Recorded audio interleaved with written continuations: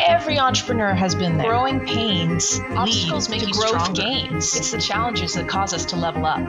The Company Growth Podcast inspires you to keep going through the pain. I'm your host, Alicia Dominico.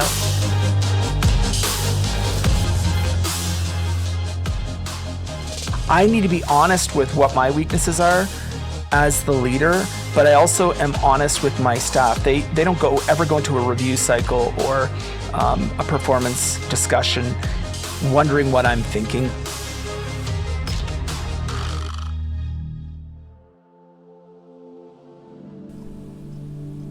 Welcome to the Company Growth Podcast. On this episode, Alicia interviews Jeremy Bout, the founder and president of Edge Factor, a company that helps communities with workforce development through film and storytelling. Check it out.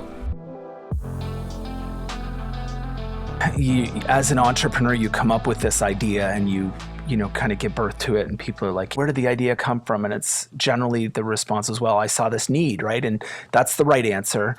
But then, of course, nobody really tells you about all of the pain that comes after that, because you start this thing and you start trying to fulfill the mandate. In my case, it was to be laser focused on helping parents and students find opportunity in industry for careers. So career driven, but from a very different perspective, story. So I'm a manufacturer turned filmmaker. So I absolutely love the art of storytelling.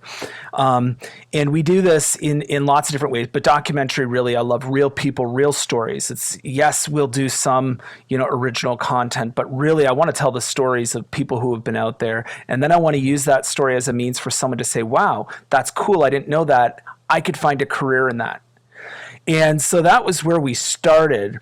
But then as time has unfolded now, looking back over the last 10 years, and we've made many, many films. But, initially when we started, we were thinking more television distribution. We were thinking more film distribution, even YouTube as a platform distribution.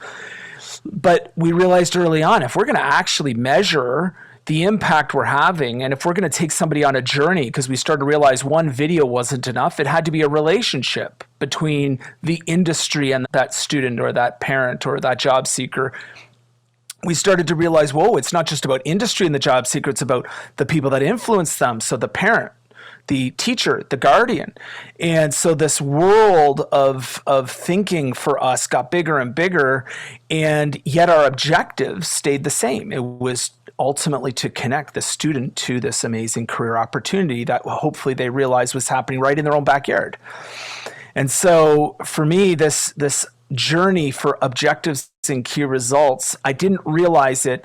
Yes, I had an objective, but it was becoming harder and harder to understand how to meet our objective when there were so many options. Yes, you could become a filmmaker and go down the road of independent film festivals. You could do this thing on YouTube, but who are we? Who are we? And your objective helps to rule things out.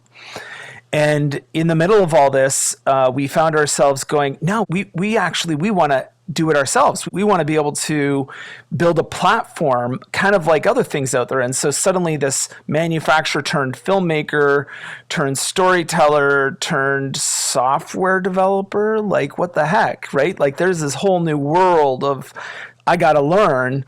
And thankfully I had some really great people in my life that, I can't really take the credit for that, because by this point I've got a team around me. And yet I'm trying to lead this team. And so we developed a platform, and the platform, we're now on version 7 turning into version 8 of our platform. And we've been on this iterative journey. And in the middle of it all, we turned enough heads where we had opportunity coming at us from every side. Shiny objects glittering in front of you. And therein lies the problem. Which objects do you pick up? Which ones do you leave there? And how do you make sure that your entire team, because now you start to think about what's happened in my world. I've got this group of filmmaker editors. We're now getting into virtual reality. We've got your sales teams who are helping to sell platforms. I'm on stage speaking, so now I'm an event coordinator. We do events with Edge Factor, and suddenly you start to look around you and you go, my goodness, how are we going to unite every single person on the team to understand that our mission's still the same as when we started? Our mission at the beginning was actually to help students and job seekers understand that there are amazing career choices within their own community. And that is what we're all doing, and yet we're doing it in all very different ways. And so objectives and key results is a way that I read this book, and I'm just like, that is awesome. Because we've already been doing that a little bit, but it's actually going to give me structure. And so the first time I read the book, I'm just like, oh my goodness, my team has to read this book. And so I got my executive team to read it. And we started writing things and we started laying it out. And I even made a company-wide announcement about this objectives and key results. We were going to do something with this. And it was really exciting. And then COVID hit. And so many things that I had been doing, suddenly I couldn't do. So many things that I needed to do, I had to start doing. And ironically, we got 6 months into COVID and we looked back and we said, guys, isn't this so cool? We just did a whole pile of things that we didn't know we would ever do. And yet they're perfectly aligned to our objectives and our key results. And so I think that's what is so exciting to me about the idea of unifying everybody's vision within the company is if you have the same objective, but it trickles down and it scales down to each team, and every team goes, okay, that's the company objective. Now what's our team objective? And what are the key results that we're going to measure, the steps that we're going to take over the next quarter, the next 6 months, the next year to meet our objective? But we don't have to worry about that objective being siloed because that objective was already cascading down from the company's objective. And so you could have, in my case, 15 different teams of people who are thinking about all different things, and yet all of them are moving towards the same centralized idea. Part of what defines Edge Factor and allows the company to be so flexible and engaging is the way the company approaches hiring. So I asked Jeremy to share his strategy for creating an optimal team.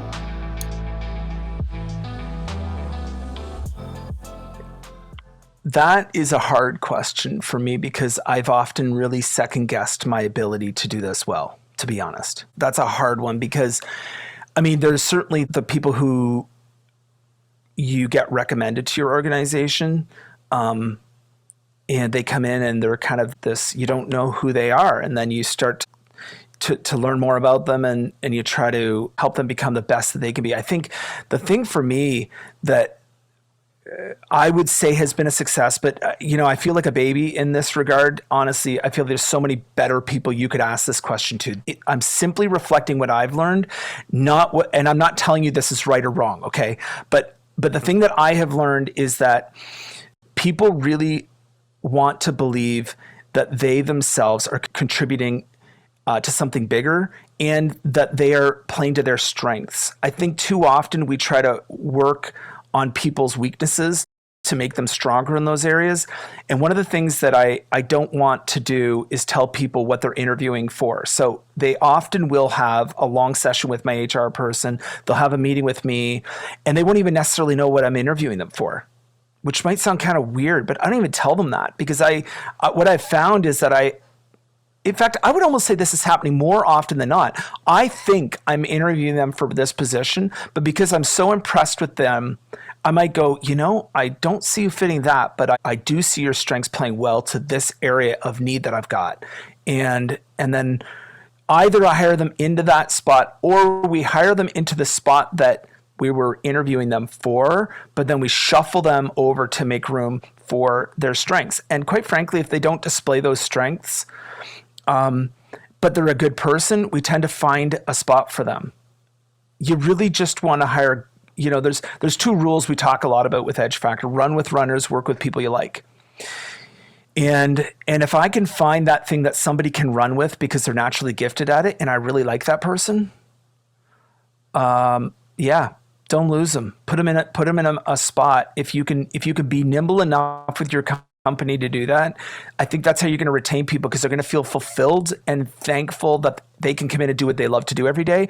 And thank goodness we have so many different types of people. I mean, can you imagine, Alicia, if there were more of us? Like, you and I talk about that all the time, about like CEO level, like we're like, we got to get it done. I need a process for this. But the truth is, we're not saying we want a process because we're going to work in the process. We want a process because we want to scale, and we want to watch other people who are gifted have the right framework to be excellent within.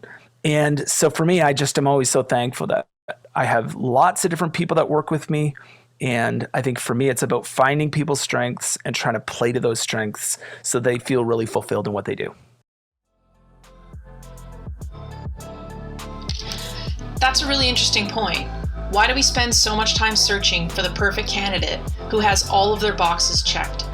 Isn't it more important that an employee has the skills that will help the team and the ability to develop? What if the most experienced candidate is actually a nightmare to work with? Here are Jeremy's thoughts. So I'll give you an example of this sort of a weird moment that happened really quite recently. So anybody from my staff who's listening to this, you know how this went down. It was an awkward sort of moment, to be honest. So I was like super excited about this OKR thing, and I was thinking it was like the best thing since sliced bread.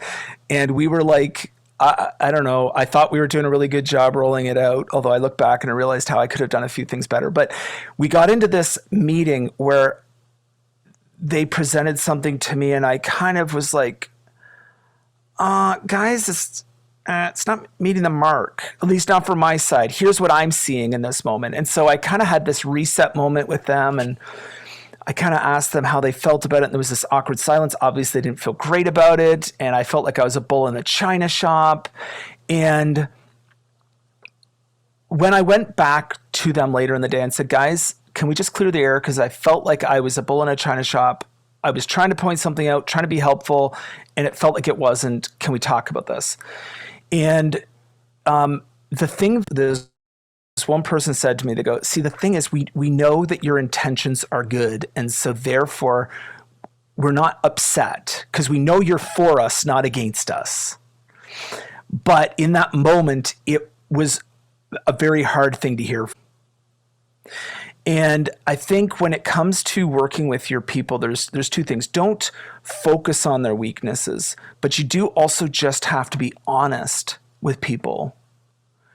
So you don't gloss over weaknesses. You're honest about it, because if you don't stack your deck properly with your team, and you've got too many people with the same weaknesses on a team, then you'll never be excellent in that area.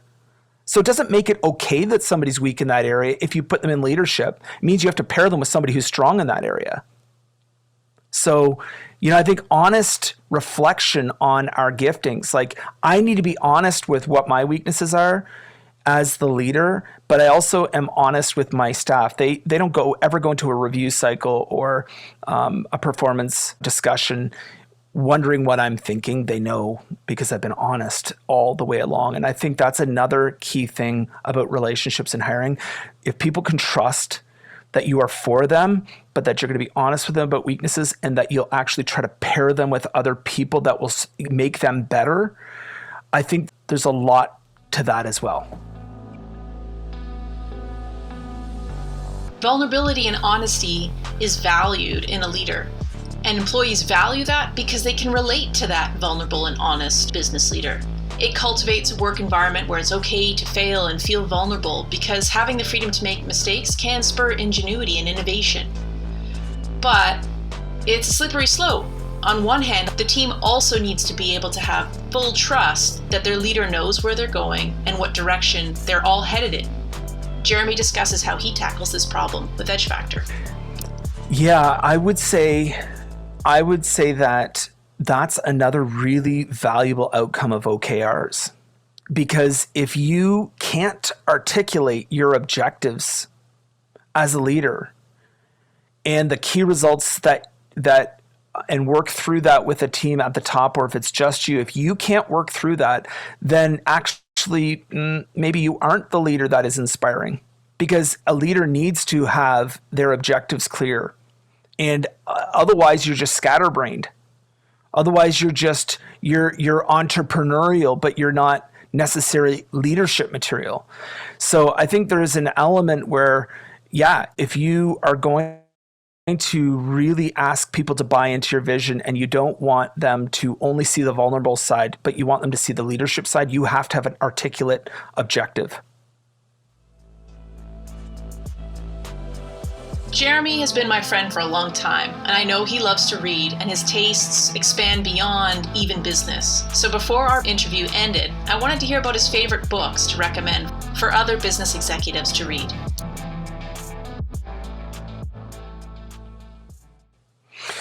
Yeah, I mean, there's books, general or business books, because there's a lot of categories. You've got, historical narratives. I really think history is important, especially at a time where history feels like it's being rewritten a little bit. Don't forget where we came from. Study books. Maybe even if you're concerned about one perspective, read a book from a different perspective on a historical moment in time. There's of course personal growth books. But I would say if we're talking specifically about things that have shaped me professionally, I'm a big fan of the book of Proverbs. There's a lot of really interesting truths in that book. If you know King Solomon, he had incredible wisdom, and it kind of just, you read it and you go, whoa, that's so profound. So the book of Proverbs, amazing. The book that Dave Ramsey wrote on EntreLeadership, huge.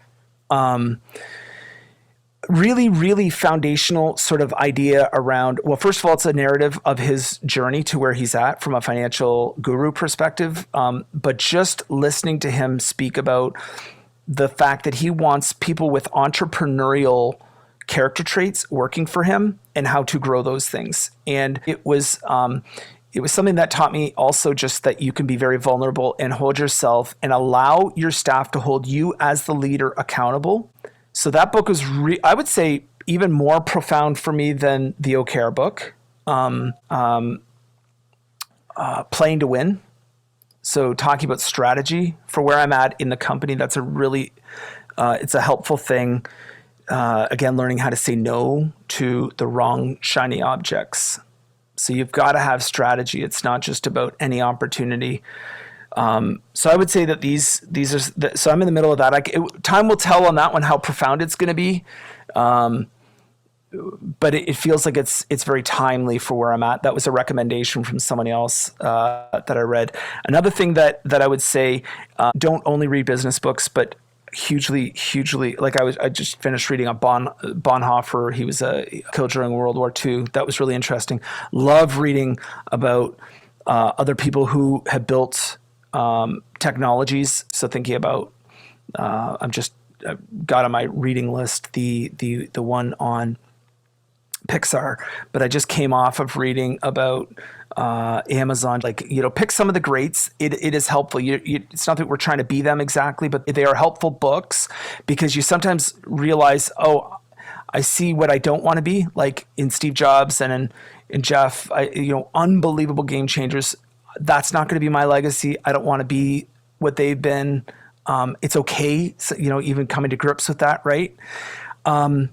And then also just looking at, I just read about these 3 young women who went to Auschwitz a month before the war ended. Their husbands were killed and they were pregnant when they went, and they survived the war. Like, just mind-bending stories of real people. And I think, honestly, just historical narratives really shape me in many ways, even just the drive to keep going every day with what I do at the pace that I do it.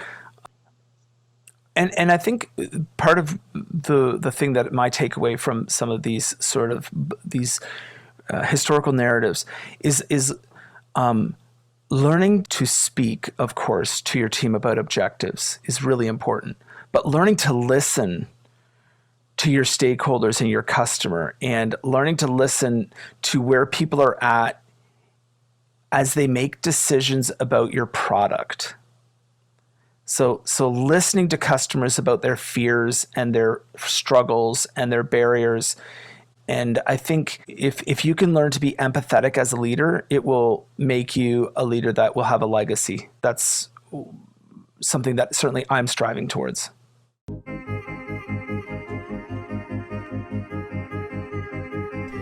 For more information on Edge Factor, visit edgefactor.com. Find more episodes of the Company Growth Podcast on YouTube or at anchor.fm/Company Growth Podcast or wherever you listen to podcasts. And if you've got a company growth story you'd like to share, reach out to Tangible Words. We'd love to hear your story and use it to inspire others to beat their own company growing pains. Until next time, thank you for listening to the Company Growth Podcast.